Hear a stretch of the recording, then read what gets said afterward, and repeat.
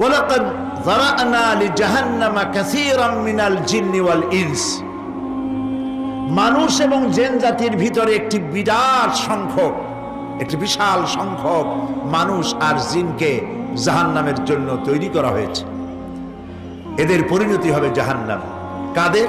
লাহুম কুলুবুন লা ইয়াফকাহুনা বিহা, যাদেরকে আমি কালব দিয়েছি, অন্তঃকরণ দিয়েছি, সেই অন্তঃকরণ দিয়ে, সেই মন দিয়ে, সেই চিন্তা দিয়ে, সেই চেতনা দিয়ে, সেই প্রজ্ঞা দিয়ে, সেই মেধা দিয়ে তারা আমাকে চিনতে চেষ্টা করলো না। এদের বিবেক আছে, সব বুঝেছে, কিন্তু আমাকে বুঝতে পারে নাই। এরা চাঁদের সৌন্দর্য বর্ণনা করেছে, এরা সূর্যের সৌন্দর্য বর্ণনা করেছে, এরা ফুলের সৌন্দর্য বর্ণনা করেছে, কিন্তু ফুলের ঘ্রাণ কে দিল তাকে তারা খুঁজে পায় নাই।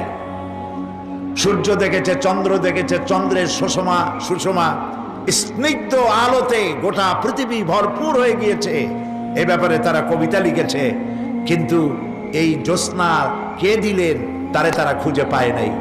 কাল্ব দিয়েছি, বিবেক দিয়েছি, কিন্তু এই বিবেক দিয়ে তারা বিবেচনা করতে চেষ্টা করে নাই, চিন্তা করে আমাকে পায় নাই। প্রিয় ভাই, সব নাস্তিক হয় কারা?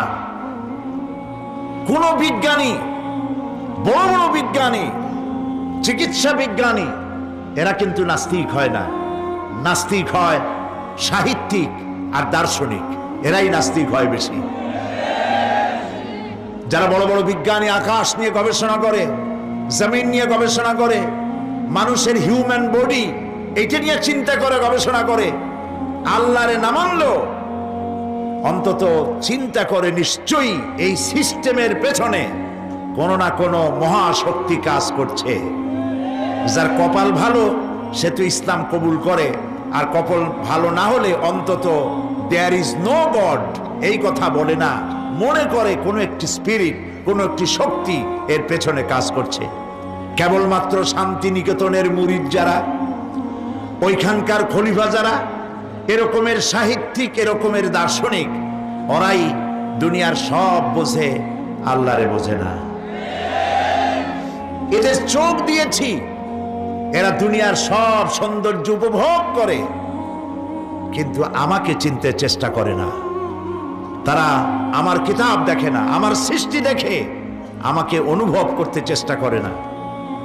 এদের কান দিয়েছি, সব শোনে, কিন্তু আমার হক কথা তাদের কর্ণকুহারের ভিতর থেকে কালবের মধ্যে প্রবেশ করে না।